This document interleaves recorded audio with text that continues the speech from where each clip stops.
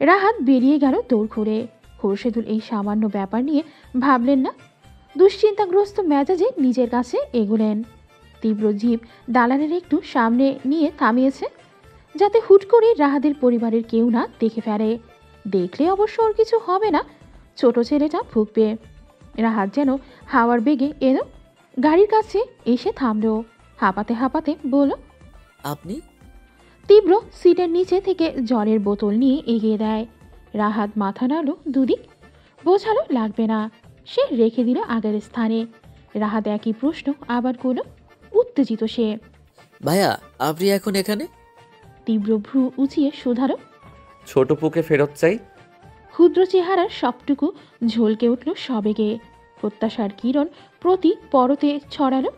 বিদ্যুৎ গতিতে ঘাড় ঝাঁকালো রাহাত। চাই মানে 100 বার চাই। তীব্র দরজা খুলে দিল।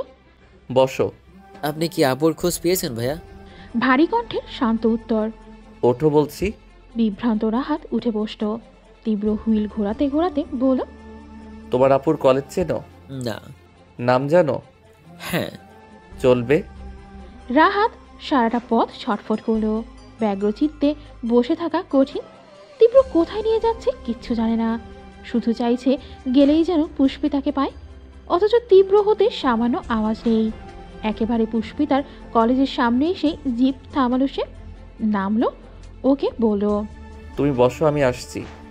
রাহাত অস্থির হয়ে বলল, আমি যাব না। না। তীব্র আশেপাশের দোকান দেখিয়ে বলল, কিছু খেতে চাইলে খেও, যে কোনো দোকানে আমার নাম বললেই হবে। আমি যাব আর আসবো। রাহাদের নীরস বদন উজ্জ্বল হলো না, শুধু ঘাড় কাত করলো একটু। তীব্র কলেজের ভেতর পা বাড়ায়।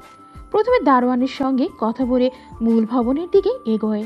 রাহাত কাতর চোখে চেয়ে থাকলো। ছোট্ট বক্ষ ভেদ করে ব্যথাতুর শ্বাস এলো। খুব ভোরবেলা বেরিয়েছিল মাকে নিয়ে। তন্দ্রিত চেহারায় অশেষ শ্রান্তি। অথচ পুষ্পিতার খোঁজ পাবে শুনতেই সব কেমন এক ঝটকায় মুছে গিয়েছে। এখন ফিরে পাবে তো ছোটপুকে? ওকে সাথে নিয়ে বাড়ি ফিরতে পারবে? গতকাল ওর উপর দিয়েও কম ঝড় যায়নি। খোরশেদুল ঠিক বুঝেছিলেন এসবের পেছনে সেই যে গিয়ে কথাগুলো তীব্রদের কানে দিয়েছে। আর তাতেই ক্রোধে আগুন হয়ে গায়ে হাত তুলতে পর্যন্ত উদ্যত হয়েছিলেন তিনি। আলেয়া বানু আটকেছেন ছেলেকে, নাতি তার বংশের প্রদীপ, তার চোখের মণি। কিন্তু মিথিলা রেহাই পেল না। বাইরের লোকজনের সামনে আলেয়া কুলুপ এঁটে থাকলেও ঘরে ঢুকেই জবান ছুটেছে তার। ছোট কণ্ঠে প্রতিটা কথায় ওকে খুঁচিয়েছেন, তুচ্ছতাচ্ছিল্য করে যা নয় তাই শুনিয়েছেন। মিথিলা তো আর পুষ্পিতার ন্যায় নরম সরম নয়। একে স্বামী ফোন ধরছে না, ব্লক করেছে নম্বর 2 এসব। সে নিজেও তেলে বেগুনে চলে উঠল, পাল্লা দিয়ে দাদির সঙ্গে তর্কে নামল। কথা কাটাকাটির পর্যায়ে তখন তুঙ্গে। খোরশেদুল মেয়েকে কিছু বলতে পারেননি, মাকেও না। তবে স্বস্তি পেয়েছিলেন সালমা ঔষধের প্রকোপে, নিদ্রায় বিভোর থাকায়। না হলে কি যে হতো। ভোরে নোহাকে ফোন করে যখন কোনোভাবেই পুষ্পিতার খোঁজ পেলেন না সামনা, আরও 4 গুণ ভেঙে পড়লেন। ফলস্বরূপ এমনভাবে পড়ে গিয়ে মাথা ফাটল। রাহাতের বিশ্বাস পুষ্পিতা ফিরলেই এই সব কিছু আবার ঠিক হয়ে যাবে, আগের মতো সব কিছু ভালো হবে। এক তুড়িতে মা ও সুস্থ হয়ে উঠবেন। রাহাতের চিন্তার মধ্যেই তীব্রকে দেখা যায়। দরজায় নিরন্তর করাঘাতের শব্দে বিরক্ত হলো মিথিলা।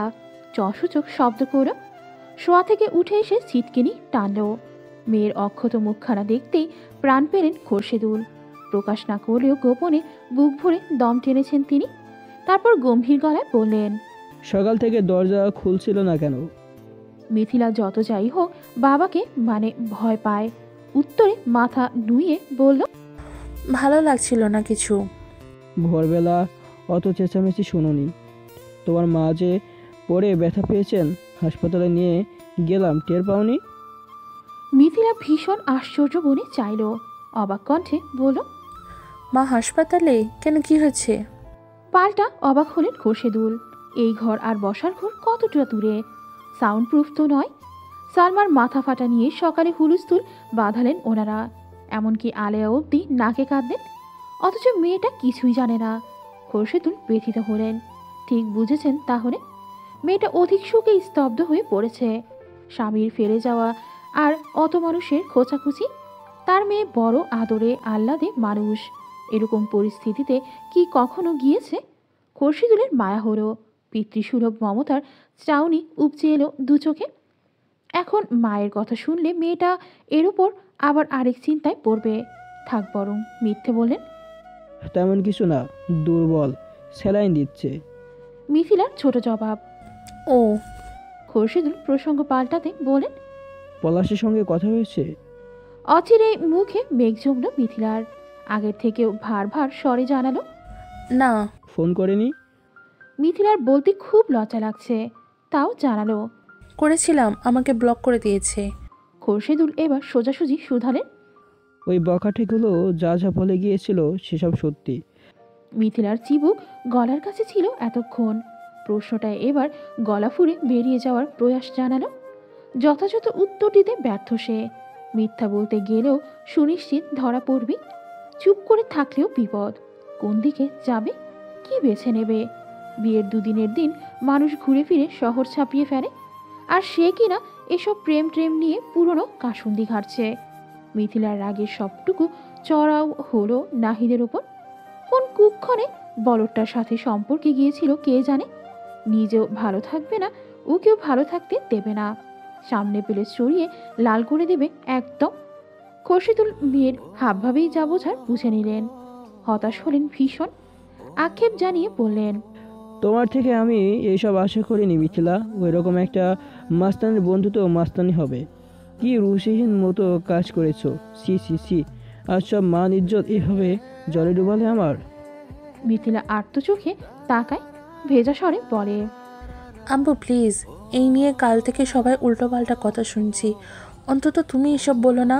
খোরশিদুল লম্বা শ্বাস ছাড়লেন, বললেন। ঠিক আছে, ব্লান্ডার যা করার তো করেই ফেলেছো। এখন কিভাবে কি ঠিক করবে কিছু ভাবলে? মিথিলা কালো চেহারায় দুপাশে মাথা নাড়ল। সে কাল থেকে ভেবেছে, কিন্তু কোনো সুরাহা করতে পারেনি। পলাশ এত শক্ত মানুষ, ঠিক কি বলে ওকে বাগে আনা যাবে মস্তিষ্কে ধারালো বুদ্ধিটা কোনো মতেই আসেনি। খোরশিদুল বললেন। তাহলে আমি যা বলেছি শোনো। পলাশির সঙ্গে যোগাযোগের চেষ্টা করো, হাল ছেড়ো না, চেষ্টা করতে থাকো। তোমার নম্বর ব্লক করলে অন্য নাম্বার থেকে কল দাও। এভাবে বিয়ের পরের দিন বউ ফেলে রাখা তো ভালো কথা নয়। তাও একটা নর্মাল ইস্যু নিয়ে এত রিয়্যাক্ট করবে কেন? মিথিলা দুঃখ ভারাক্রান্ত কণ্ঠে বলল। ও মনে হয় আর আমাকে ফিরিয়ে নেবে না আব্বু। খোরশিদুল শক্ত কণ্ঠে বললেন। ফিরিয়ে নেবে না বললেই হলো? এটা কি মগের মূল্য পেয়েছে? দেশে আইন কানুন বলে একটা কথা আছে, ভালোই ভালোই আসতে বলো, নইলে আমিও অন্য ব্যবস্থা নিব। গজগজে ক্রোধ ঝেড়ে চলে গেলেন তিনি। কিন্তু মিথিলার নিভু নেত্র জল জল করে উঠল। দপদপ করে সাড়া দিল মস্তিষ্কের প্রতিটি কোষ। এই তো উপায় পেয়েছে। এতটা সময় ভেবে ভেবেও যা উদ্ধার করতে পারেনি, বাবার এক কথায় তা নিজ থেকে হারা দিল এক্ষুনি। মিথিলার ত্রস্ত দৌড় চাপালো, বিছানা থেকে ফোন হাতে তুলল। ঝটপট কল লাগালো পলাশ ফোন লেখা নম্বরে। তবে ব্লক লিস্ট থেকে নাম্বারটা তখনও সরায়নি পলাশ। মিথিলার নাক ফুলিয়ে স্ক্রিনে চোখ বোলায়। ঠিক আছে, কোনো ব্যাপার না। কিভাবে ব্লক ছটাতে হয় ভালো করে জানা আছে ওর। মিথিলা তৎপর হস্তে গোটা গোটা মেসেজ টাইপ করে পাঠালো। তুমি কি ফোন ধরবে, নাকি আমি কোনো স্টেপ নিতে বাধ্য হব পলাশ? আর যেরকম ভাবছি তেমনটা করলে সেটা অবশ্য তোমার জন্য সুখের হবে না। তারপর অপেক্ষা করলো উত্তরে। ডোজে কাজ হবে কি না চিন্তিত সে। পুরো 4 মিনিট ফোন হাতে নিয়ে পাইচারি করার মধ্যেই স্ক্রিন জ্বলে ওঠে। পলাশ কল ব্যাক করেছে। ক্রুর হাসলো মিথিলা। রিসিভ করে কানে গুজতেই ওপাশ থেকে শশব্যস্ত প্রশ্ন এলো। স্টেপ নেবে মানে কি বলতে চাইছো তুমি? তুমি যা বুঝেছ তাই। আমি কি বলবো তোমার থেকে শুনতে চাই। সেসব পরে শোনাচ্ছি, আগে তুমি বলো, এভাবে আমাকে এখানে রেখে যাওয়ার মানে কি? মানে কি আবার? বলেই তো এলাম, তোমার মতো লোভী গোল্ড ডিগার মেয়ে আমার ঘরে কোনো জায়গা নেই। সবই তো শুনছি, কি বাধাই করা রেকর্ড তোমার। অত মানুষের মধ্যে আমার মান সম্মান যা ধুলোয় মিশিয়ে দিয়েছ। মিথিলা তেতে উঠে। একদম ফালতু কথা বলবে না। বিয়ের আগে সবাই কম বেশি এসব থাকে, তোমার নেই মনে হয়? খোঁজ নিলে দেখা যাবে তোমার রেকর্ড আমার থেকেও সুন্দর। পলাশ কাঠখোট্টা জবাব দিল। আমার এরকম ফালতু ক্যারেক্টার না। মিথিলা ফুঁসে বলল, চুপ করো, 2-4টে প্রেমের যুগে কমন ব্যাপার। এসব দিয়ে তুমি আমার চরিত্র মাপতে পারো না। তারপর চোখ বুজে শ্বাস নিয়ে নিজেকে শান্ত করে বলল, আচ্ছা বেশ, এত কথার দরকার নেই। আমি যা বলছি এখন তাই শোনো। চুপচাপ ভদ্র ছেলের মতন এসে আমাকে নিয়ে যাও। পলাশের জবাব আসে, মাথা খারাপ নাকি? শুনুনি কি বললাম? তোমাকে আমি ফিরিয়ে নিচ্ছি না। মিথিলা ভ্রু উচালো, আচ্ছা বেশ, নিতে হবে না। আমি বরং থানায় গিয়ে একটা মামলা ঠুকে আসি। বলি যে আমার স্বামী বিয়ের পর 3 বিনা কারণে আমাকে বাপের বাড়ি রেখে চলে গিয়েছে, কারণ সে অন্য নারীর সঙ্গে পরকীয়া সম্পর্কে লিপ্ত।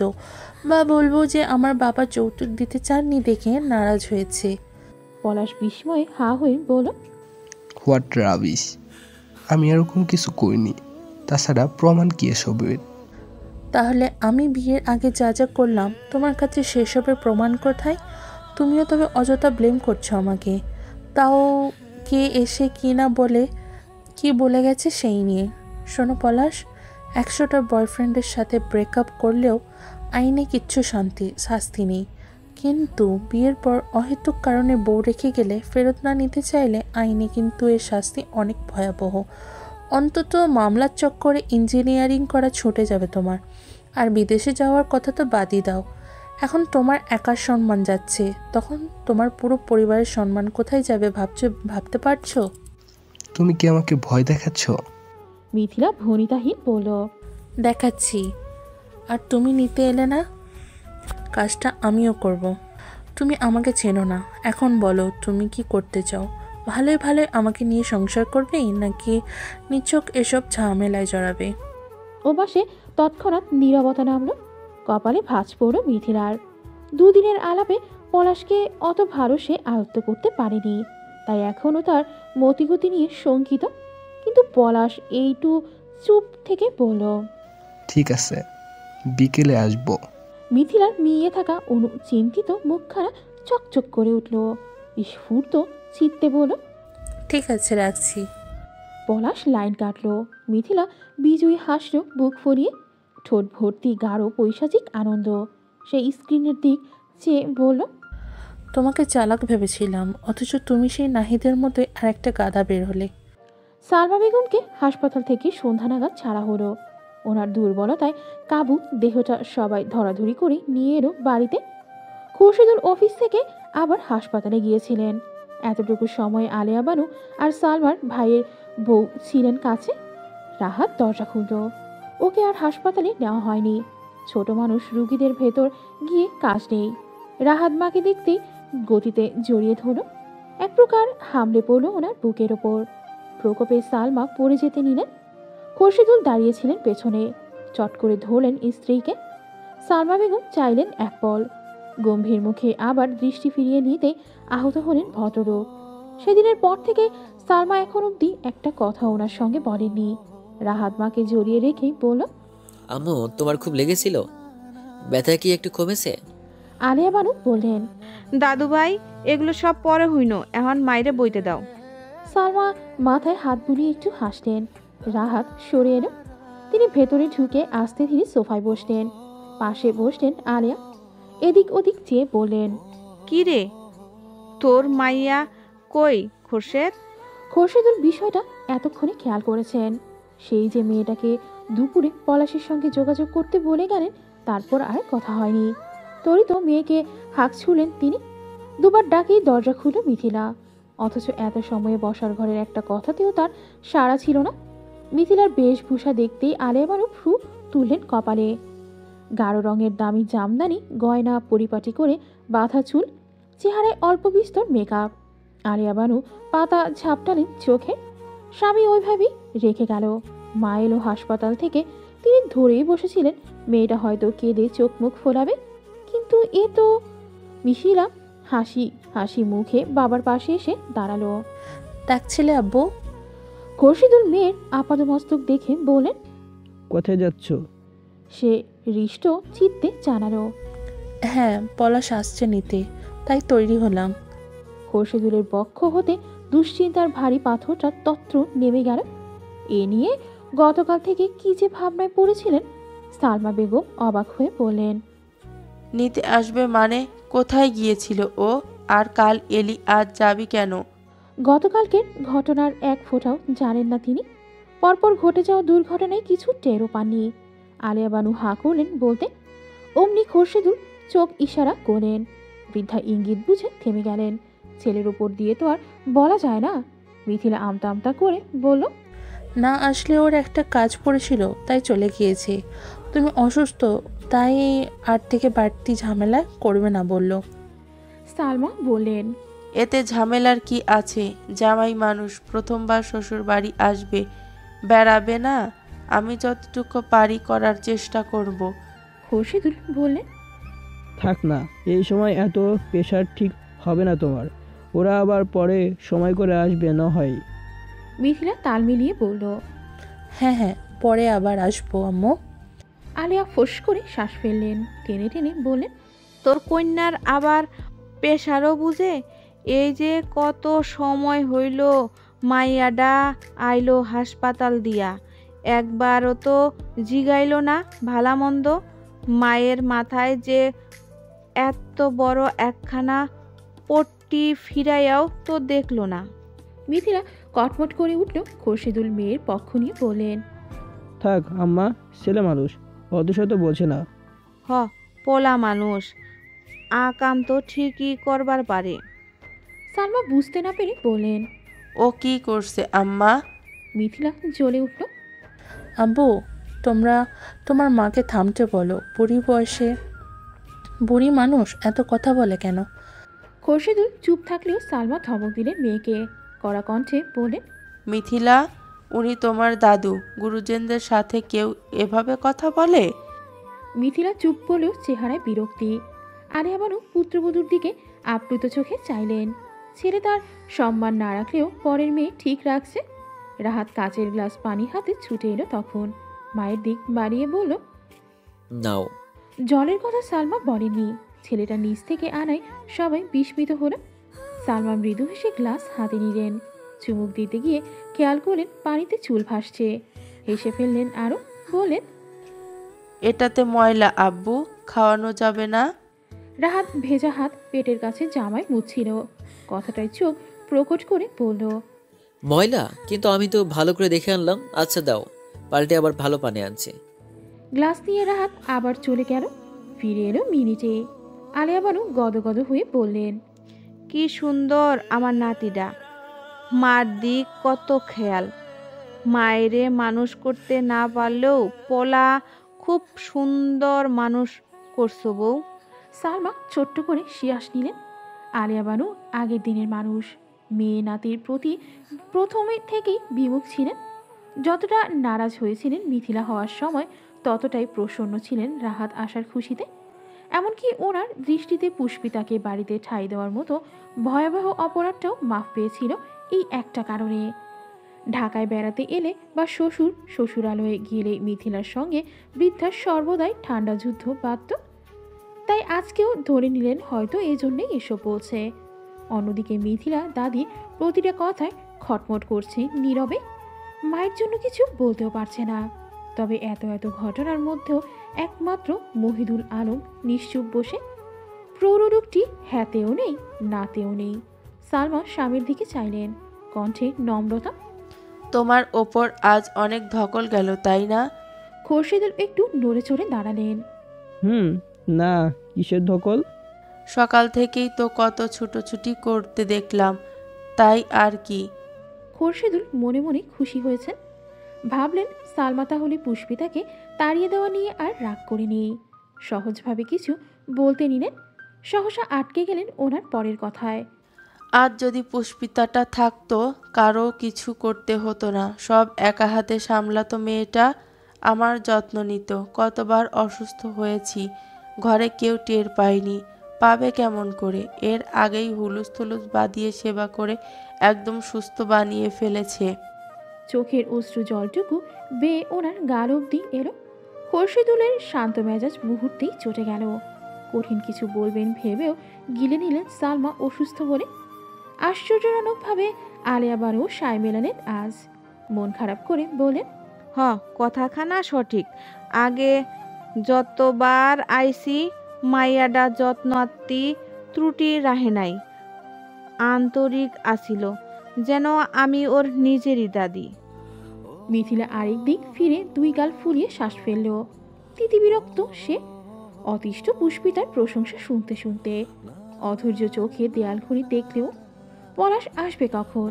ও বাড়ি গিয়ে কত কাজ ওর, কত গোছ কাজ বাকি। এই বৃহস্পতিবারই তো কানাডার ফ্লাইট। ভাগ্যিস আগে ভাগে তার ভিসা পাসপোর্ট করা ছিল, না হলে এত দ্রুত তো আর যাওয়া হতো না। মিথিলার লোচনদয় ধীরে ধীরে উজ্জ্বল হয়ে উঠল।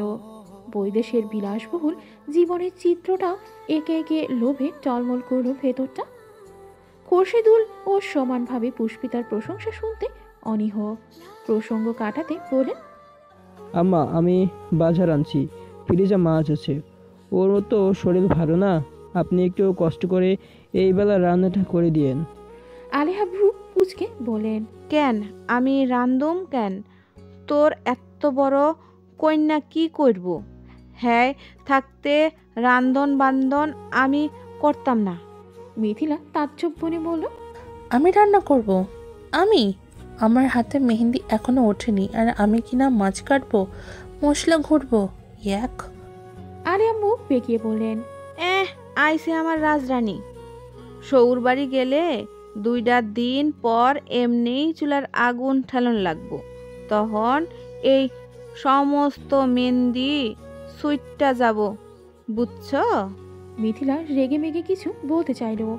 সালমা থামিয়ে দিয়ে বলেন, কাউকে কিছু করতে হবে না আম্মা, আমি করব যা করার।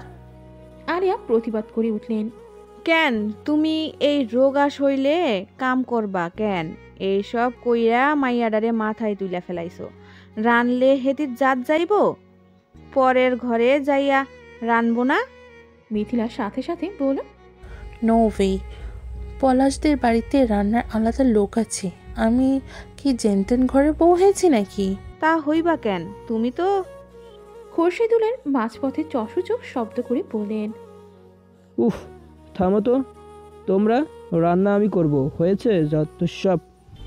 হেইয়া তো করবাই বাপ, যা মাইয়া বানাইছো, এখন রানবা 2 দিন পর, দেখবা এই মাইয়ার লইগা আরো কত কি করণ লাগতাছে। আলিয়া বিরতি নিতেই কলিং বেল বাজল। খোরশেদুলের আর দ্বিতীয় জবাব পেলেন না মিথিলা। উৎফুল্ল চিত্তে বলল, পলাশ এসেছে মনে হয়। খোরশেদুল সদর দরজার পাশে দাঁড়িয়েছিলেন। ছিটকেনি টানলেন রাতারাতি। সত্যি সত্যি ও পাশে পলাশ দাঁড়িয়ে। ওনাকে দেখেই ছেলেটা সালাম দিল। খোরশেদুল উত্তর করলেন। ভেতর ভেতর হাঁপ ছেড়ে বাসলেন। যাক, ঘটনা বেশি দূর গড়ানোর আগে মিটে গিয়েছে। চলতি মাসের 29 তারিখ আজ। নতুন মাস শুরু হতে হতে গোনা 2 দিন মাত্র। তারপরে বৈশাখ সরিয়ে জায়গা নেবে জ্যৈষ্ঠ। প্রচণ্ড গরমে হাঁসফাঁস করবে গা গতর। ফাঁকা রাস্তায় নামবে তৃষ্ণার্থ শালিকের জোড়া। তবে আজকের প্রকৃতি ভবিতব্যের এই নিষ্ঠুরতা বুঝতে দিতে নারাজ। সকাল সকাল ঝমঝমিয়ে বর্ষা নেমেছে। মধ্যাহ্নের দাপাদাপিতেও পিচের রাস্তা এখনও ভেজা। ড্রেন চুইয়ে চুইয়ে যাচ্ছে ময়লা পানির স্রোত। বাতাস ভারী। শীতার্থ এক দুপুর। কিছু কিছু জায়গায় রোদ পড়েছে, তবে নিরুত্তাপ তার প্রখরতা। ঠিক বিকেলের কোমল সূর্য ঘেঁষে ছুটে আসা রোদ্দুরটার ন্যায়।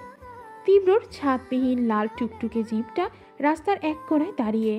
মাথার উপর ফুটওভার ব্রিজ। অন্তহীন মানুষের পদধ্বনি স্পষ্ট শোনা যায়। শুধু সে একা নয়, আজ জিপের ওপর জায়গা নিয়ে বসেছে আরও 5 জন। শাফিন তীব্রর পাশের সিটে, পিছনে মিরাজ, মুশফিক, আরমান। কেউই সাথে আজ বাইক আনেনি। হুট করে তীব্র তলব পাঠানোয় হাজির হয়েছে বিলম্বহীন। সবচেয়ে বড় কথা, আজ আমাবস্যার চাঁদের ন্যায় তাদের সঙ্গ দিচ্ছে নাহিদ। প্রায় সপ্তাহখানেক পর বাইরে বের হয়েছে ছেলেটা। চোখ মুখ এখনো কাহিল, শুষ্ক। এই কদিন আরমান ওকে রেখে এক পা অবধি নড়তে পারেনি। তীব্রর কড়া নির্দেশ, নাহিদের মাথা ঠিক নেই, একা ছাড়লে যা কিছু করে বসতে পারে। সেই আশঙ্কায় আরমান নিজেও সিটিয়েছিল। ভয়ে নাহিদকে ওয়াশরুমের দরজা অবধি লাগাতে দেয়নি। গরুটা একটা মেয়ের শোকে যেই পরিমাণ কাঁদছে, না জানি উল্টোপাল্টা কী ঘটায়। তবে আজকের ঘটনা একটু ব্যতিক্রমী। তীব্রর খবর পাঠানোয় আরমান যখন বের হওয়ার প্রস্তুতি নিতে ব্যস্ত, হুট করে নাহিদ নিজেই প্রস্তাব রাখলো। বাসায় আর ভালো লাগছে না রে, আমিও যাই। সবার সাথে আড্ডা দিলে হয়তো ভালো লাগতো একটু। আরমান সঙ্গে সঙ্গে তীব্রকে জানালো সে রাজি এক কথায়। মোটামুটি ওদের দিয়েই তার জিপ পরিপূর্ণ এখন। 3 জনের আসনে ওদের 4 জনের একটা গাদাগাদি বাঁধলেও কেউ টাটু শব্দ করছে না। আপাতত তারা চিন্তিত, কৌতূহলী। এই যে গত আধ ঘন্টা যাবৎ এইভাবে রাস্তায় বসে আছে সবাই, এর সঠিক কারণ কি? তীব্র হুইলের ওপর 2 পা উঠিয়েছে, একটার ওপর আরেকটা মেলে ক্রস বানানো, ডান হাতে ফোন, বাঁ হাতে সিগারেট। না কিছু বলছে, না কিছু করছে। তার এমন উদ্বেগহীন ভাবমূর্তি বন্ধুদের মাথার উপর দিয়ে যায়।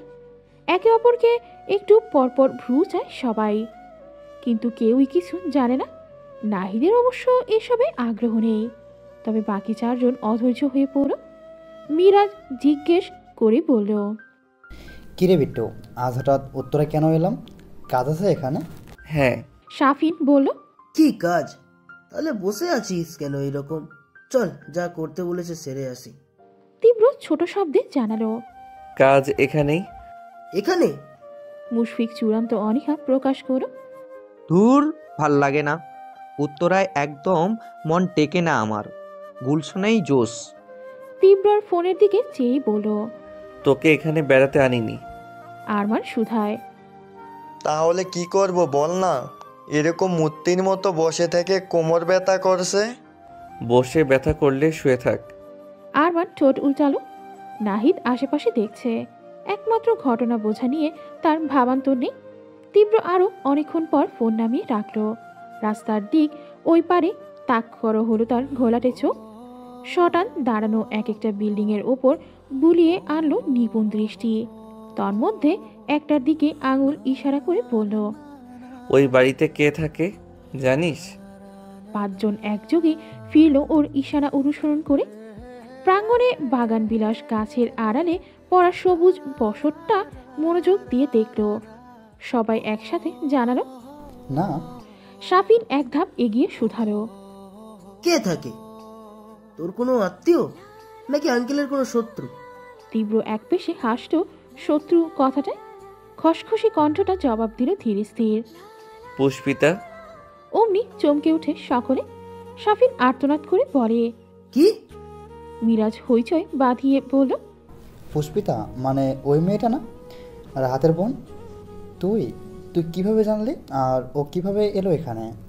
তীব্রের উত্তরে আগেই শাফিন খেই হারিয়ে বলল, তুই তো বলছিলি মেয়েটাকে খুঁজবি না, সময় নেই। তাহলে আরে 5 দিনের মধ্যে কিভাবে পেয়েছিস? তীব্র খুব আরামসে বসে, লেশমাত্র উদ্বেগ নেই চেহারায়, বলল, প্রথমে তাই চাইছিলাম, কিন্তু তুই এত কান্নাকাটি করলি, না খুঁজে পারিনি। শাফিন সন্দিহান কণ্ঠে বলল, তাই? তুই সত্যি আমার জন্য করেছিস? তীব্র ভ্রু নাচারো। এছাড়া আর কোনো কারণ আছে তোর কাছে? আবার আহাম্মকের মতো বলে বসিস না আমি মেয়েটার প্রেমে পড়ে এসব করলাম। মুশফিক এটাই বলতে চাইছিল, জিভ থেকে খসার আগে তালা ঝুলিয়ে দিল তীব্র। সে চুপটি করে চোরের মতো গিলে ফেলল কথাটা। আরমান অবাক হয়ে বলল, কিন্তু এত বড় শহরে এত দ্রুত পেলে কি করে? আমি তীব্র রেজা তালুকদার আরমান। গাছের শিকড় সমেত তুলে আনতেও 1 সেকেন্ড লাগে না। দর্পযুক্ত বাক্যটায় আরমান মাথা ঝাঁকালো। প্রকাশ পেলেও তার নীরব সম্মতি। শাফিন বারবার ঘাড় ঘুরিয়ে বাড়িটাকে দেখছে। ওর চোখের ভাষা ভিন্ন। তীব্র ফোঁস করে শ্বাস ফেলে বলল, মেয়েটির কলেজে লোক লাগিয়েছিলাম, সে অনুযায়ী এই অবধি পৌঁছেছি। মেয়েটা এখন ওর বান্ধবী আর তার মায়ের সাথে থাকে। 3 তলার প্রথম বাসাটাই ওদের। ওরা কথাগুলো শুধু শুনলই না, সাথে ফেলফেলে নেত্রে ঝাপড়ে তীব্রকে দেখছে। বন্ধুর লম্বা হাতের ব্যাপারে তারা জ্ঞাত, অথচ আজ যেন বিন্দুমাত্র সন্দেহেরও জায়গা রাখেনি তীব্র। 5 দিনে পুরো জ্ঞাতিকুল জেনে নিল যে তাকে নিয়ে সন্দেহ করবে কার সাধ্যি। শাফিন বাড়ির দিক চোখ রেখে ঠোঁট নেড়ে বলল, এখন তাহলে আমরা কি করব? যাব ভেতরে? না। শাফিন ফিরে চায়। তবে তীব্র নিশ্চুপ। এই কথার জবাব দেয়নি, তবে অপ্রস্তুত বন্ধুদের পেছনে হেলে দিয়ে টান বসালো জিপে। দালান ছেড়ে কিছুটা সামনে গিয়ে থামলো। এবার পিছু চেয়ে একবার রংচটা নিবাসে চোখ বোলানো। দুই অক্ষিতে তার কিছু আছে, ভীষণ গাঢ় আর অন্যরকম কিছু। নুহা আজ ব্যস্ত। রান্নাঘর বসার ঘরে নিরন্তর ছোটাছুটি চলছে, আর এই ছোটাছুটি খুব মন দিয়ে দেখছে পুষ্পিতা। নুহা তাকে বসিয়ে রেখেছে খাবার টেবিলের এখানে, কড়া করে বলেছে, তোর রান্নাঘরে উকি দেওয়া বারণ। কাল থেকে ইউটিউবে একটা রান্নার রেসিপি দেখে দেখে মুখস্থ করেছে নুহা। ইতালির বিখ্যাত একটি পদ। সকালে নাস্তা খেতে বসে মা আর পুষ্পিতার সামনে সগৌরবে ঘোষণা দিয়েছে এই রান্না সে নিজের হাতে করে খাওয়াবে আজ। পুষ্পিতাও পুতুলের মতো বসে রয়েছে তাই, কিন্তু নুহা পড়েছে বিপদে। এমন ভাব নিয়ে ঘোষণা দেওয়াটা একদম উচিত হয়নি ওর। এখন যদি সব কিছু পারফেক্ট না হয় তখন ইজ্জত থাকবে? সমস্যাটা যদিও সেখানে নয়, সমস্যা হলো রান্না করতে গিয়েই সে আবিষ্কার করেছে যা যা লাগবে তার অনেক কিছুই বাড়িতে নেই, থাকার কথাও না। এরকম হিজিবিজি রান্না তো পূর্বে বাড়িতে হয়নি। মা ছুটির দিন বাঙালি রান্না করেন, মাঝে মধ্যে ক্লান্ত লাগলে শুয়ে বসে বিশ্রাম নেন। বুয়ার রান্নাই খেতে হয় তখন। সে নিজেও চা কফি বানানো ব্যতীত ওখানে যায় না। তাহলে কি নেই কি আছে কিভাবে জানবে? এ নিয়ে দারোয়ানকে নুহা দুবার সুপার শপে পাঠিয়েছে, কিন্তু শেষবার খেয়াল করলো টমেটো আর সয়া সস আর লেটুস পাতা নেই। নুহা আহত হলো ফ্রিজ ঘেটে। শেষে শান্ত ভঙ্গিতে এসে পুষ্পিতার পাশের চেয়ারে থপ করে বসে পড়ল। গালে হাত দিয়ে হতাশ কণ্ঠে বলল, আমার আর রান্না করা হলো না রে। পুষ্পিতা দীর্ঘশ্বাস ফেলল, বলল, আমি রান্না করে দেই। তুই পারবি না, আর এটাতে অনেক কিছু লাগবে। সবই আনলাম, কিন্তু আসল যেটা লাগবে সেটাই নেই। এখন দারোয়ান চাচাকে দোকানে পাঠাবো কিভাবে? দুবার গিয়েছেন, এবার গিয়ে কিছু বললে চেতে যাবে, আম্মুকেও নালিশ করতে পারে। পুষ্পিতা বলল, তাহলে এখন কি করবি? আচ্ছা, আমরা এখন অন্য কিছু রান্না করি, পরে না হয়। নুহা উঠে দাঁড়িয়ে গেল, দৃঢ় গলায় বলল, না। নিশিতা নুহা যখন একবার ঠিক করেছে সে রাঁধবে, তখন সে রাঁধবেই, তাতে যাই হয়ে যাক। পুষ্পিতাও দাঁড়ালো ওর দেখা দেখি, বলল, কিন্তু বললি তো অনেক কিছু নেই। নেই তো কি, তাই বলে থেমে যাব? আমি যাব নিচে, নিয়ে আসবো যা যা লাগবে, চল। পুষ্পিতা ভীত কণ্ঠে বলল, আমিও যাব। তোকে আমি একা যাব? তোকে এভাবে বাড়িতে রেখে? কিন্তু আন্টি যে মানা করলেন আমাকে বাইরে যেতে। নুহা মাছি তাড়ানোর মতন হাত নেড়ে বলল, আরে ধুর, তোর আন্টি কি অফিসে বসে দেখবে যে আমরা বের হয়েছি, নাকি বাসায় সিসি ক্যামেরা লাগানো? আমরা জাস্ট যাব, উপকরণগুলো কিনবো আর চলে আসবো, কোথাও দাঁড়াবো না। পুষ্পিতার চিন্তাটুকু তাও কমে না। যেখানে নুহার মা নিজেই নিষেধাজ্ঞা দিয়ে গেলেন সেসবে অমান্য করবে ভাবতেও পারছে না। কিন্তু এত কিছু নুহার কানে মাথায় ঢুকলো না। সে নিজের মতো পার্সে টাকা ভরে ওকে টেনে টুনে নিয়ে বের হলো। সদর দরজা পেরোতেই পুষ্পিতার বুক ধুপাধুপ শুরু হলো। আচমকা বিষয়টায় ও নিজেই চমকে ওঠে, যেন সম্মুখে কিছু ঘটবে, জানার মাঝেও অকল্পনীয় অজানা কিছু একটা। নাহিদ গাড়ি থেকে নেমেছে, তার খিদে পেয়েছে ভীষণ। যাওয়ার আগে বন্ধুদের জিজ্ঞেস করলো, কে কি খাবি? প্রস্তাব শুনতেই এক একজন উৎফুল্ল হয়ে পড়ল। চারজন মিলে একটা ছোটখাটো খাবারের ফর্দ মুখে মুখে বলে ঝুলিয়ে দিল ওর সামনে। কোক থেকে শুরু করে একটা চিপসও বাদ গেল না। নাহিদের চেহারা শুকিয়ে এলো অমনি। কিছু না বলেই তীব্রকে জিজ্ঞেস করলো যখন, সে সরাসরি শুধালো, পকেটে টাকা আছে? নাহিদের পকেট আসলেই ফাঁকা। গড়ের মাঠ না হলেও যা আছে তাতে জুৎসই বাজেট হয় না। মিরাজ ওরা যেই হারে খাবারের কথা বলল ওসব তো আরই না। তীব্র তার মুখায়ব পরখ করে বুঝে ফেলল বিষয়টা। নাহিদ এমনিতেই বেকার, বাবার হোটেলে খায় দেয়, আজ সপ্তাহখানেক সেখানেও যায়নি। টাকা আসবে কোত্থেকে? নাহিদ ভেজালহীন ছেলে, তীব্রদের সাথে আজ অব্দি কোনো মারামারি কাটাকাটিতে সে থাকেনি। রক্ত দেখলে উল্টে পড়ে যেখানে সেখানে, তাকে নিয়েও বা কী লাভ? তীব্র জানে নাহিদ জীবনে ওদের নাম ভাঙিয়ে দোকান থেকে বিনামূল্যে কিছু নেবে না। ও অন্যরকম ভদ্র, শুধু ওদের সঙ্গে মেশে বলেই নাম উঠেছে বকাটের খাতায়। তীব্র চুপচাপ মানি ব্যাগ থেকে টাকা বের করলো, দুটো নোট হাতে ধরিয়ে দিয়ে বলল, আমার জন্য একটা স্প্রাইটের ক্যান ঠান্ডা। নাহিদ আপ্লুত চোখে তাকালো, পরপর মুচকে হাসল কৃতজ্ঞতায়। তীব্র বাইরে থেকে যাই হোক, যেমনই হোক, ওর ভেতরটা কেবল ওর সাথে মিশতেই বোঝা যায়। আর এই সুপ্ত তথ্যটুকু ওদের বন্ধু গোষ্ঠী ব্যতীত কেউ জানে না, হয়তো তীব্রর বাবাও না। আর ছেলেটার অমন চরিত্রের জন্যই নাহিদ ওর পিছু ছাড়তে পারল না। নিজে সভ্য হয়েও বকাটে তীব্রর সাথ দেওয়ার জন্য অন্যরকম আনন্দ পায় সে।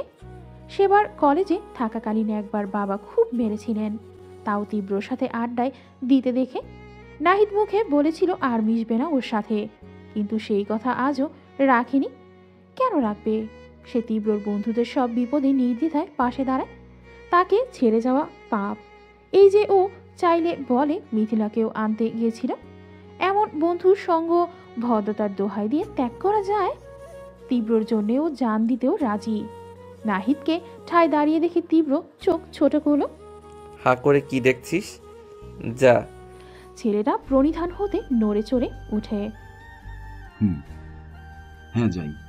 নাহিদ প্রস্থান নিতে না নিতেই তীব্র বন্ধুদের দিক ঘাড় ঘোরালো, রেগে মেগে বলল, তোদের মাথায় কি ঘিলো বলে কিছু নেই?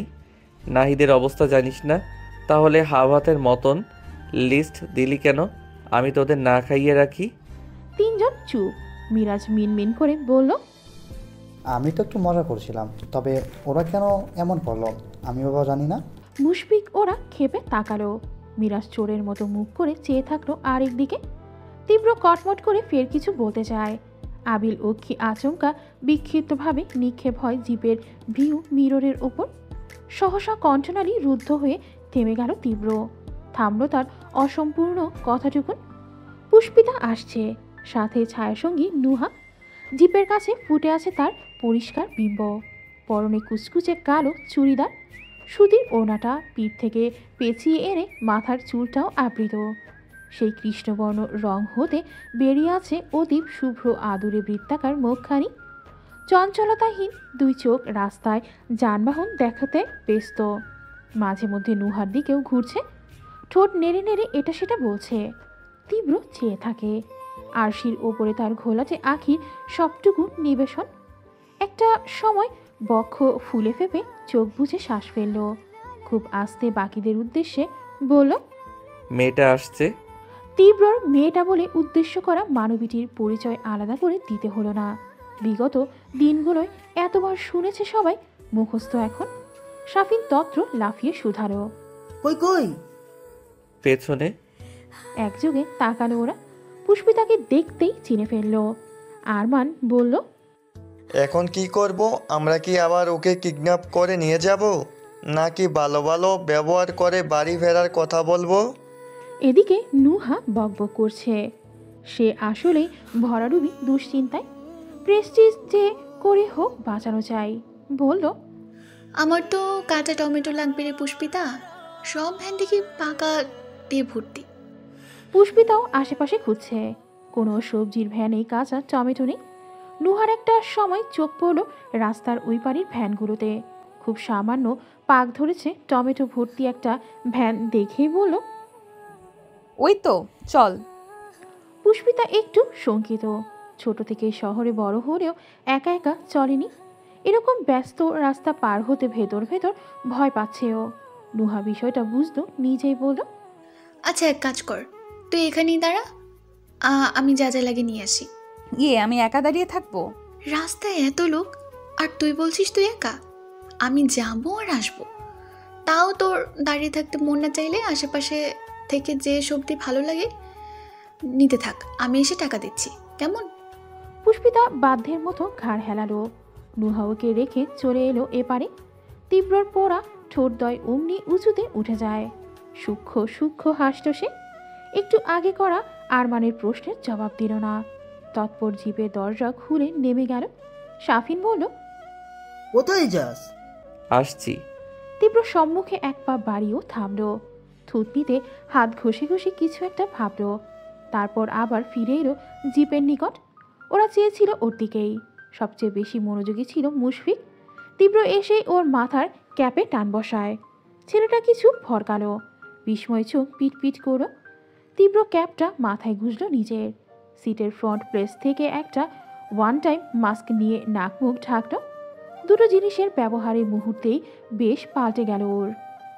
ফেরত গেল সেই রাতের নারী অপহরণকারী বিট্টু মাস্তান রূপে। শাফিন ওরা বিহব্বল চোখে চেয়ে থাকে, সাথে প্রচণ্ড বিভ্রমে হাবুডুবু খায়। বিট্টু আবার এই বেশ নিয়েছে কেন? তবে তীব্র এসব আমলে নিল না। বন্ধুরা প্রশ্ন করবে সে সময় অবধি দিল না। লম্বা পায়ে তরবরিয়ে হেঁটেই চলে গেল রাস্তায় ও পাশটায়। আরমান সেদিকে চেয়ে বলল, কি ব্যাপার বলতো, বিট্টুর হাবভাব কিছু বুঝতেছিস তোরা? মুশফিক মিরাজ সমসঙ্গে মাথা নাড়ল, বলল, না রে ভাই, ও কি করেছে ওই জানে, কিছু তো বলছেও না। এত রহস্য রাখেছে কেন? এত রহস্য দিয়ে তো একটা ওয়েব সিরিজ বানানো যাবে। শাফিনের কপালে ভাঁজ পড়েছে। তীক্ষ্ণতার চাউনি। তীব্রর চাল বলন বেশ সন্দেহজনক। ওদের সামনে অনীহার ভান করে, অথচ ভেতর ভেতর যেন ওর আগ্রহই সবচেয়ে বেশি। এই যে নেমে গেল, পুষ্পিতার কাছে গিয়ে দাঁড়ালো। এসব কেন? কেনই বা একা একা ওদের না জানিয়ে মেয়েটাকে খুঁজে বের করেছিল ও? নাহিদ বন্ধুদের হুকুম মতো সব স্ন্যাক্স একটা বড় পলিথিনে ভরে নিয়ে এসেছে। ড্রাইভিং সিট খালি রেখে বলল, বিট্টু কই? তার প্রশ্নের উত্তর এলো না। দেখা গেল চারজন এক এক ধ্যানে নিবেশিত। শাফিন তাকিয়ে তীব্রদের দিকে, আর মিরাজ, মুশফিক আর আরমানের নজর অন্য কোথাও। নাহিদ ওদের দৃষ্টি অনুসরণ করে নিজেও তাকালো। একটি মেয়ে ব্যতীত তেমন কিছু না পেয়ে বুঝে নিল যা বোঝার। দুপাশে অতিষ্ঠ ভঙ্গিতে মাথা নাড়ল সে। ঢেকি স্বর্গে গেলেও ধ্যান ভাঙে। বদমাশগুলো এখানে এসব শুরু করে দিয়েছে। তীব্রর জিপের কাছে একটা বড় স্টেশনারি শপ। নুহা সেখানে এসেছে মশলার সস নিতে। ভোরের বাড়ি বর্ষণের পর নেমে আসা হালকা পাতলা শীতের তাপে একটা পাতলা চাদর গায়ে জড়ানো ওর, যেটা এই সময় ওদের তিনজনেরই নিকট হাস্যকর মনে হলো। মুশফিক ওকে শুনিয়ে টেনে টেনে বলল, আহারে, শীত শীত লাগে বুঝি? মিরাজ বলল, হ্যাঁ ভাই, ও ও তারপর গান হলো, বড় শীত লাগে আমার, একা থাকা যায় না, আমার কাছে আগুন আছে, পাশে আয় না। নুহা সব শুনছিল। গানের ইঙ্গিত বুঝি চোখ পাকিয়ে তাকালো। এতে ওদের বিশেষ কিছু যাই এলে তো? উল্টো আরমান বুকে হাত দিয়ে সুর করল, ওরম তাকিও না, আমি ক্যাবলা হয়ে যাই।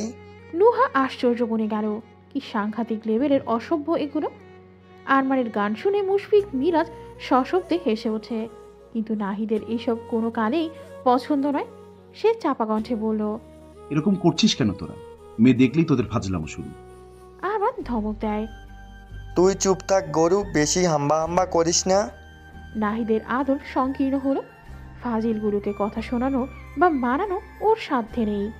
সে স্ন্যাক্স ভর্তি পলিটা সিটের উপর রেখে উঠে বসলো ভেতরে। তবে চেহারার বিরক্তির স্পষ্ট চিহ্ন।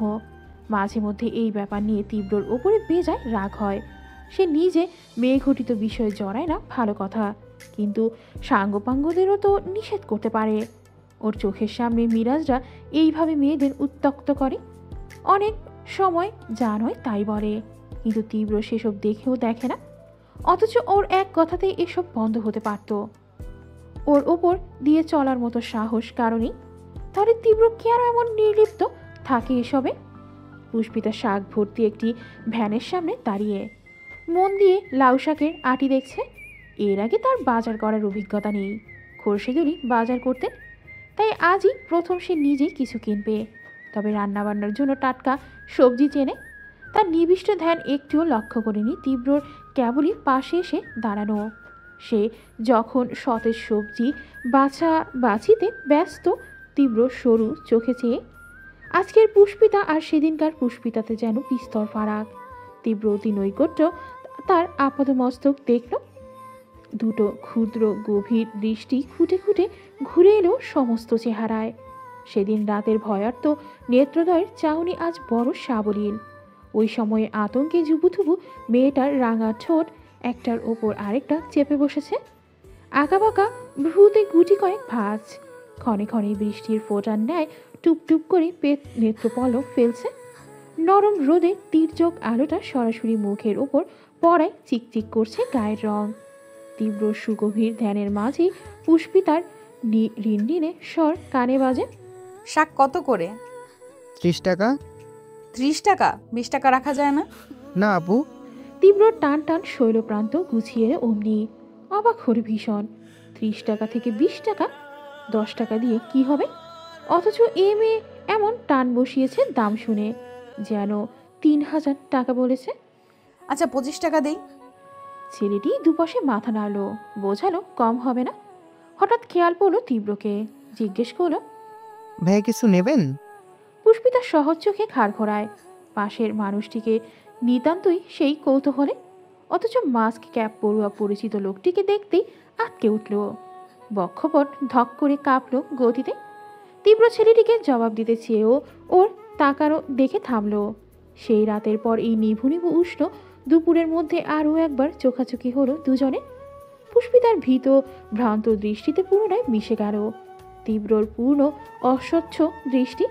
পুষ্পিতা একবার দেখে ওকে চিনে ফেলেছে। সাথে সাথে ওর মনে পড়ে গেল মিথিলার বিয়ের রাতটা, তারপর ওই জঘন্য সকাল। তার ঠোঁট ফুঁড়ে আপনা আপনি বেরিয়ে এলো কিছু শব্দ, কণ্ঠে ভূমিকম্প। বিট্টু মাস্তান। তীব্র অবাক হলো না। সে জানতো মেয়েটা এই রূপে ওকে দেখলেই চিনবে, তবে লক্ষ্য করলো পুষ্পিতার চোখ মুখ ফ্যাকাশে হয়ে আসছে, যেন রক্তশূন্যতায় ভোগা মুমূর্ষ রুগী। আতঙ্কে থরথর করছে ওর হাত পা। তীব্র শক্তপোক্ত গরম ফেপে উঠে সবেগে। শান্ত মেজাজ চটে আসে ভীষণ। এত ভয় পাওয়ার কাঁপাকাঁপি করার কি হলো? সে তো কিছু বলেইনি এখনো। পুষ্পিতা ঢোক গিলছে ভয়ে। তার মাথা ঘুরছে সেদিন গাড়িতে বসে তীব্রর ছুঁড়ে দেওয়া সেই হুমকিটা। এই গুন্ডাটা আবার এসেছে কেন? কি করে জানলো ও এখানে? কোনোভাবে কি মনি থানা পুলিশ করছে ওকে না পেয়ে? গুন্ডাটা কি সেজন্য আবার ওকে তুলে নিতে এলো? পুষ্পিতার চোয়াল ঝুলে পড়ো ভেবেই। এবার যদি ওকে নিয়ে যায় তাহলে তো আর ফেরত দেবে না, যা খুশি তাই করবে ওকে নিয়ে। পুষ্পিতার বুক ধরফর করছে, এদিক ওদিক এলোমেলো ঘুরছে শঙ্কিত নয়ন। এক পা করে পিছিয়ে যাচ্ছে সে। হাবভাবের এমন দশা দেখে তীব্রর হৃদয় আরো এঁকে বেঁকে এলো। রাগটা তুঙ্গে উঠল অচিরে। বরাবরের কর্কশ কণ্ঠটা আরো চড়াস্বরে বলল, এই মেয়ে, এত ভয় পাওয়ার কি আছে? আমি কি? পুষ্পিতা তাকে পুরো কথা শেষ করার সুযোগ দিল না। তীব্রর এই মেয়ে শুনে রুহ উড়ে গিয়েছে, কলিজা ছড়াত ছড়াত করছে।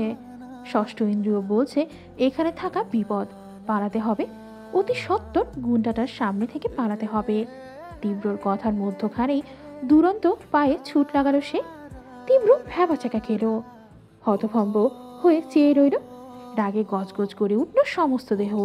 পুষ্পিতার ছোটার প্রকোপে মাথার ঘোমটা খসে পড়েছে। পিঠের ওপর মোটা ঝুঁটিটা উন্মুক্ত। হাওয়া আর দৌড়ানোর কারণে দোলনার মতো দুলছে দুদিক। চেয়ে থেকে থেকে এই সামান্য বিষয়টাও মনোযোগ খাটিয়ে দেখল তীব্র। হুট করেই সাধারণ ব্যাপারখানা মনের ভেতর ঢুকে গেল ওর। কমে গেল রাগ, গুটিয়ে থাকা ভ্রু টান টান করে আচমকা হেসে ফেলল সে। দন্তপাটি মুক্ত করা সুন্দর হাসি, সাথে কণ্ঠ ফুঁড়ে বেরিয়ে এলো কত ঝরঝরে আওয়াজ। বিড়বিড় করে বলল, তীব্রর নজর যখন পড়েছে, মেয়ে পালিয়ে যাবে কোথায়? পুষ্পিতার শ্বাসরুদ্ধকর অবস্থা। ফর্সা মুখবিবর ভয়ে আতঙ্কে আরো সাদা হয়ে এসেছে। বুক কাঁপছে। দ্রিম দ্রিম শব্দটাও স্পষ্ট। এই মুহূর্তে ও দাঁড়িয়ে আছে নুহাদের সদর দরজার সামনে, দেয়ালে পিঠ ঠেসে রাখা। হাঁপিয়ে গিয়েছে দৌড়ে আসায়, নিঃশ্বাসের দুঃসহ ধারা। তীব্রকে দেখে ডানে বামে না চেয়ে উল্কার বেগে পালিয়ে এসেছে ও। আশ্রয়স্থলে এসে লুকিয়েছে। অবচেতনায় ভাবল, হয়তো আর ভয় নেই এখন। অথচ বোকামে জানেই না এই ঘাটির খোঁজ আরও আগে নখদর্পণে রেখে দিয়েছে কেউ একজন। কাঁধের ওপর হঠাৎ একটা উষ্ণ হাতের পতন হয়। অমনি দুরু দুরু বক্ষস্থল ছ্যাদ করে উঠল পুষ্পিতার। অর্ধ সজ্ঞান ধরে বসল ভিন্ন কারো কথা। পুরনো বিপদের নব্য আজ। গুন্ডাটা কি এখানেও চলে এসেছে? পুষ্পিতা ভয়ে চেঁচিয়ে ওঠে, ত্রস্ত ঘাড় ফিরিয়ে যায়। নুহার পিলে চমকে উঠল তার চিৎকারে। বুকে হাত দিয়ে এক পা পিছিয়ে গেল ত্রাসে। বাজারের ব্যাগটা খসে পড়তে পড়তেও কোনো রকম সামলালো। বিস্ময়ে একাকার হয়ে বলল, কি হলো কি? পুষ্পিতার বড় বড় অক্ষিকুট ওকে দেখে নিভে আসে। চোখ বুঝে মাথা নামিয়ে শ্বাস নেয়, স্বস্তি পেয়ে পড়ে। ও তুই, ভয় পেয়ে গেছিলাম। নুহা উদ্বিগ্ন। ভয় কেন পেয়েছিস? আর এভাবে আমাকে রেখে না বলে চলে এলি কেন? এতক্ষণ তোকে খুঁজেছি জানিস। পুষ্পিতা চিবুক নামালো, নিম্নাষ্ট চেপে চুপ করে রইল। ভীষণ রকম দ্বিধাদ্বন্দ্বে তলিয়ে গেল মস্তক। নুহাকে সবটা বলবে কি না, বলা ঠিক হবে কিনা। এমনিতেই আয়শা রহমান এই বিষয়ে আগে থেকেই নেতিবাচক ভেবে বসে আছেন। সেদিনের সব কথাই সে পরিষ্কার শুনেছিল। প্রতিটা কথায় বিট্টু মাস্তানের প্রতি ভয়, মেয়েকে নিয়ে আশঙ্কা। আর সেই ভয়ের অর্ধেকটাই যখন ফলছে, শুধু শুধু নুহাকে জড়ানো কি উচিত হবে? নুহা তীক্ষ্ণ চোখে চেয়ে, পুষ্পিতার চেহারায় একটা অংশ বাদ পড়েনি তার নিরীক্ষণ থেকে। মেয়েটার প্রতিটি দৃষ্টি সে চেনে, প্রতিটি নিশ্চয়তাকে জানে। ছোট্টবেলার বন্ধুকে পড়তে পড়তে না চিনলেও তা কেমন বন্ধুত্ব। পুষ্পিতা বারবার ঢোকেলছে, ফ্যাসফেসে শ্বাসের গতি, আদর জুড়ে গ্রাসের ছাপ। কিছু নিয়ে ভয় পেয়েছে পরিচ্ছন্ন বোঝা যায়। জিভে ঠোঁট ভিজিয়ে কথা খুঁজতে চাইছে। নুহার হাসি পেল, পুরু কণ্ঠে বলল, একদম কথা লুকানোর চেষ্টা করিস না পুষ্পিতা। তুই বানিয়ে বানিয়ে কিছু একটা বলে দিলে বিশ্বাস করে নেব? এত বোকা আমি নই। পুষ্পিতা হাঁ করতে গেলেই হুঁশিয়ারি দিল, মিথ্যে তো একেবারেই বলিস না। যেটা পারিস না সেটা জোর করে করার তো কোনো দরকার নেই। তোর মুখটাই আমার কাছে উত্তর হিসেবে যথেষ্ট। চোখগুলো স্পষ্ট বলে দিচ্ছে কিছু একটা ঘটেছে, ঘটেছেই। ভালোই ভালো বলবি নাকি আমি রেগে কথা বন্ধ করে দেব? অসহায় নেত্রী চাইল পুষ্পিতা। নুহার দৃঢ়তার ভিড়েই নিজের মনোদ্বিধা আরও অধিক নিঃসহায় পরিপূর্ণ। আচমকাই নুহা নিবিড়ভাবে গালে হাত রাখে, মোলায়েম কণ্ঠে শুধায়, কি হয়েছে আমাকে বল। এত ভয় পেয়ে আছিস কেন? কোনো ছেলে কিছু বলেছে? পুষ্পিতা দুদিকে মাথা নাড়ে, কিছুক্ষণ চুপ থেকে জানায়, ওই গুন্ডাটা এখানে অবধি চলে এসেছে। নুহা বোঝেনি, ভ্রু কুচকে বলল, গুন্ডা? কোন? পরপর নিজেই টান টান হয়ে তাকালো, কণ্ঠ শৃঙ্গ তুলে বলল, বিট্টু মাস্তান। পুষ্পিতার আনন্দ জুড়েই সংকীর্ণতার প্রতাপ। উত্তর দিতে গিয়ে প্রকট হলো সেটা। ওপর নিচ মাথা ঝাঁকাতেই মাথায় যেন পাঁচ পড়ল নুহার। ফ্যাল ফ্যাল করে চেয়ে রইল কিয়ৎক্ষণ। ওর বিলম্ব হয় ধাতস্থ হতে। হুলস্থুল বাঁধিয়ে বলে, তুই তুই কিভাবে জানলি? কথা হয়েছে? তোকে দেখেছে? কিছু বলেছে কি? আমি আমি বা কোথায় মরে গেছিলাম? হায় আল্লাহ। সে হাহাকার করে মাথায় হাত দিল, অস্থির ভঙ্গিতে এদিক ওদিক গেল। নুহার উৎকণ্ঠা দেখে পুষ্পিতার ভয় ডর শেষ। দীঘল পল্লব ঝাপটে বোকা বোকা নজরে চেয়ে রইল ওর দিক। নুহা বাজারের ব্যাগটা কেমন অশান্তভাবে দাঁড় করিয়ে রাখে। ওড়না দিয়ে মুখে বাতাস করতে করতেই পায়চারি শুরু করে। তার অবস্থা দেখে পুষ্পিতা দীর্ঘশ্বাস ফেলে মাথা নাড়ল দুদিক। নুহা ওর মতো নয়, ধীর স্থির, ভীতু, বোকাশোকা, বরং চালাক, স্পষ্টবাদী, যা বলে গুছিয়ে। সে মেয়ে এত ভয় পেয়ে গেল। পুষ্পিতার আরেকবার মনে হলো বিট্টু আসলেই যে সে মাস্তান নয়, না হলে সে নুহা কোনো দিন তাকে দেখেনি, সেও এত ঘাবড়ে যাবে কেন? তার অমন ভয়ানক এক লোকের থাপ্পড় থেকে সে একবার অক্ষতভাবে ফিরেছে। নির্ঘাত ওই দিন আল্লাহর অশেষ রহমতের সাথে সাথে ওর চৈতন্যও জেগেছিল, কিন্তু সেই দুর্লভ চৈতন্য তো সব সময় হবে না। তাই জেনে বুঝে দ্বিতীয়বার অমন ভীতিপ্রদ মানুষের ছায়াও সে মারাতে চায় না, কখনোই না। পুষ্পিতা নুহার অবস্থা দেখলো কিছুক্ষণ, ওকে শান্ত করতে বলল, তুই এত উত্তেজিত হোস না। গুন্ডাটা এসেছিল ঠিকই, তবে কিছু করার আগেই আমি ওখান থেকে পালিয়ে এসেছি।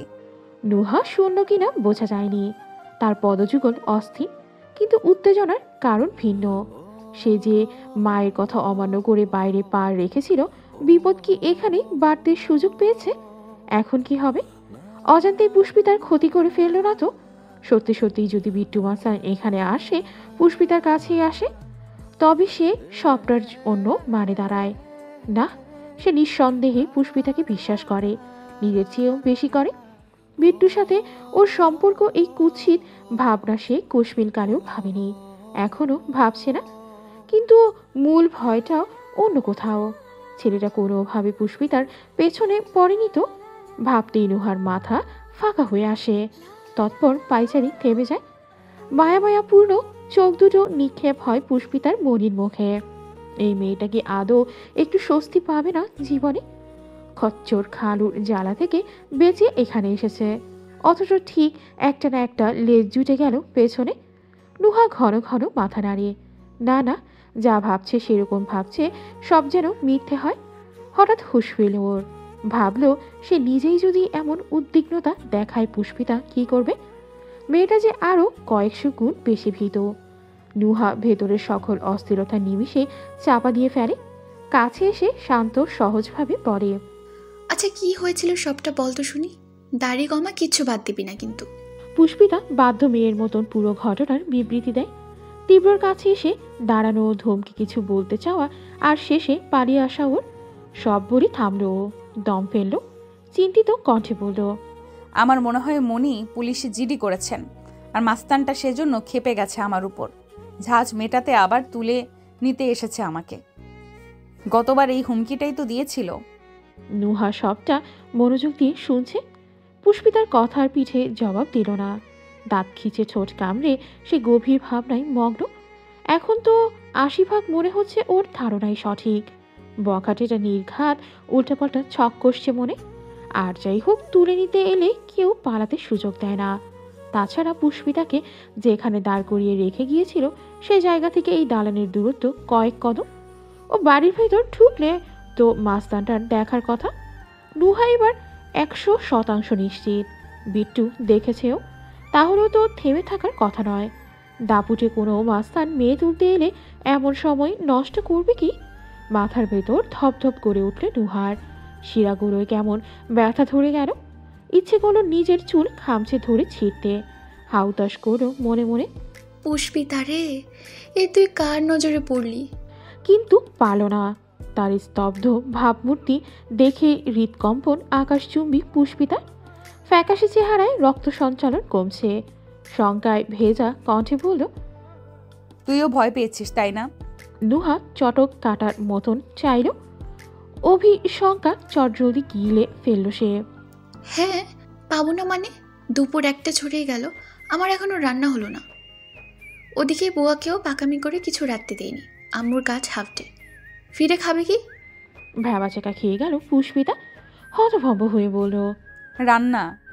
এখানে রান্না এলো কোথা থেকে? কোথা থেকে মানে?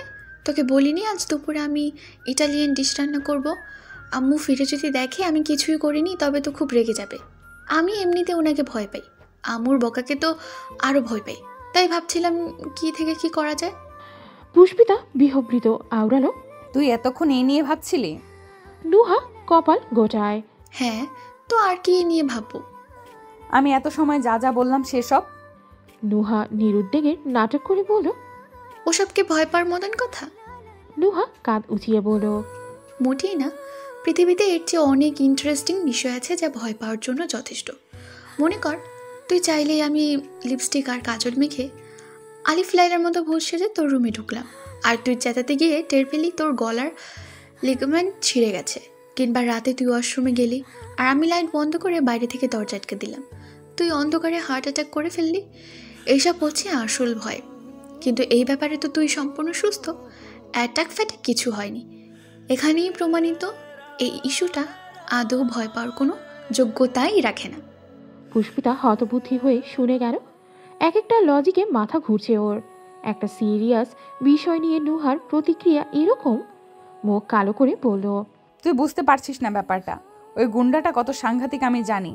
সে যত সহজে জবাই করবে বলে দেয়, অত সহজে তো আমি জবাই কথাটাকে খাতাতেও লিখতে পারি না। আরে পাগল, তুই বেশি বেশি ভাবছিস। হতে পারে ও এমনি এসেছিল। ওরা তো এখানে প্রায় আসে শুনেছি, এলাকার লোকজনের মুখে মুখে এদের নাম।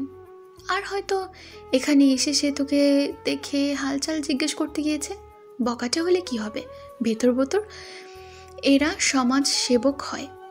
পুষ্পিতা নাক চোখ কুচকে বলল, তোর মাথাটা গেছে নুহা, ছাড় এসব। ভাগ্যে যা আছে হবে। চল ভেতরে চল। আহা, তুই অহেতুক এত ভাবছিস।